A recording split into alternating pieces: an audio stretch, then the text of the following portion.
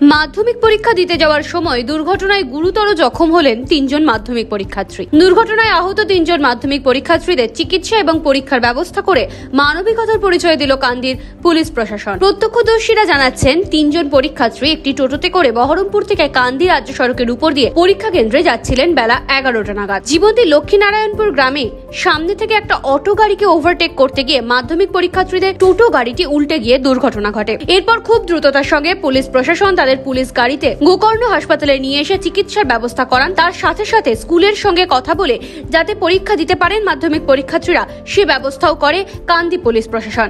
Police প্রশাসনের এই মানবাধিকার উদ্যোগকে সাধুবাদ জানিয়েছেন স্থানীয় বাসিন্দা থেকে পরিবার। শুক্রবার ছিল মাধ্যমিকের ইতিহাস পরীক্ষা।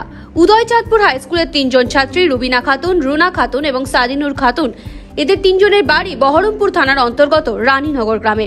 তাদের সেন্টার পড়েছিল কান্দির জিসিএস হাই স্কুলে। একটি টোটো করে 3 জন পরীক্ষা দিতে যাওয়ার পথেই এই দুর্ঘটনা ঘটে। এই দুর্ঘটনার পরে হতাশাজনক হয়ে পড়েছিল সকলে, কিন্তু পুলিশ প্রশাসন এবং স্কুল শিক্ষকদের সহযোগিতায় পরীক্ষা দিতে সক্ষম হয় তারা। প্রসঙ্গত গোকর্ণ হাসপাতালের চিকিৎসক অংশুমান সাহা জানান, রুবিনা খাতুন এবং সাদিনুর খাতুন হাতে এবং মাথায় চোট পেয়েছে। উদয়চাঁদপুর হাই স্কুলের প্রধান শিক্ষক শামসুজ্জাহা বিশ্বাস বলেন, তাদের স্কুলের 3 জন ছাত্র দুর্ঘটনার ফলে স্কুল কর্তৃপক্ষের সঙ্গে কথা বলে হাসপাতালেই পরীক্ষা দেওয়া এবং লিখতে সমস্যা হওয়ার কারণে রাইটারের ব্যবস্থাও করা হয়েছে।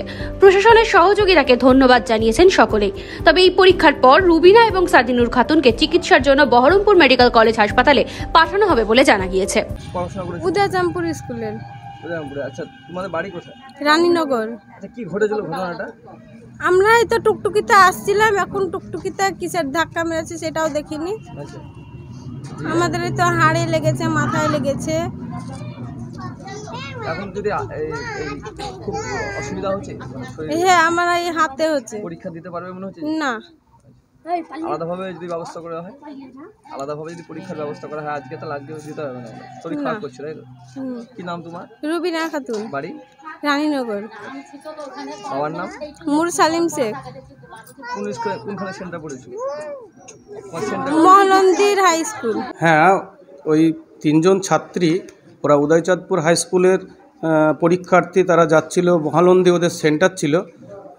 সেখানে যাবার পথে লক্ষ্মীনারায়ণপুরের ওই জায়গাটা জীবন্তীর একটু আগেই ওদের একটা টোটোতে অ্যাক্সিডেন্ট হয় এবং অ্যাক্সিডেন্ট খুবই গুরুতর হয়। 2টো মেয়ে একটা কলার বোনে আঘাত পায় এবং বাম হাতে ওদের আঘাত পায় এবং ফ্র্যাকচার আছে বলে মনে করা হয়। কিন্তু এই পরিস্থিতিতে আমাদের উদয়চাঁদপুর হাই স্কুলের পক্ষ থেকে সেন্টারে, যেখানে মহলন্দি ওদের সেন্টার ছিল, সেখানে যোগাযোগ করা হয় এবং যোগাযোগ করার পরে তাদের পরীক্ষার ব্যবস্থার জন্য গোকর্ণ মেডিকেল হাসপাতালে কান্দি প্রশাসনের সহযোগিতায় গোকর্ণ স্বাস্থ্যকেন্দ্রে ভর্তি করা হয়। করার পরে এখানে পরীক্ষার জন্যে ব্যবস্থা করা হয় এবং সেন্টার, যেখানে মহালন্দি হাই স্কুল থেকে সাব সেন্টার রয়েছে, ওই সেন্টারের পরীক্ষার্থী তাদের পরীক্ষার জন্য ওনারাও যথেষ্ট সহযোগিতার সঙ্গে এখানে কোশ্চেন্সপত্র পৌঁছিয়ে দেয়।